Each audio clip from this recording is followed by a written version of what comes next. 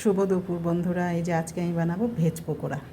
এখানে কেটে রেখেছি, আমি গ্রেট করেছি বিট, গাজর, বাঁধাকপি, আর এখানে আছে টমেটো, বেগুন, পটল, আর এখানে চালের গুঁড়ো আর বেসন মিশিয়ে দিয়ে দিয়েছি, আদা কুচিয়ে দিয়েছি, আর কাঁচা লঙ্কা কুচিয়ে দিয়েছি। দিয়ে দিলাম একটু ময়দা, আর দিয়ে দিব পরিমাণ মতো নুন, আর দেব হলুদ। এবার এটাকে একসঙ্গে মেখে তেলে বড় বড় করে পকোড়ার মতো ভেজে নেব।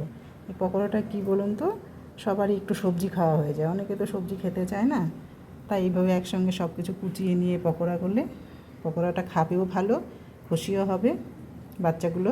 আজকাল তো বড় বড় বাচ্চাগুলো সবজি খেতে চায় না, পকোড়াতে আবার সব চলে যায়। এই জন্য এরকম করে একটা পকোড়া বানাবো ভেবে নিলাম। এবার মাখি, তাহলে মেখে ভাজা পকোড়াগুলো ভেজে তারপর আবার আসবো। এই যে আমার পকোড়াটা মাখা হয়ে গেছে, এবারে কড়াইতে দিব।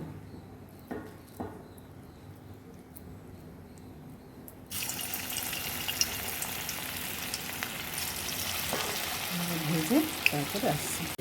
এই যে আমার পকোড়াগুলো ভাজা হয়ে গেছে, দেখুন কি সুন্দর লাল লাল পকোড়া। এবার আমি এগুলোকে নামিয়ে নেব, বাকিগুলো এভাবে ভেজে তুলে নেব।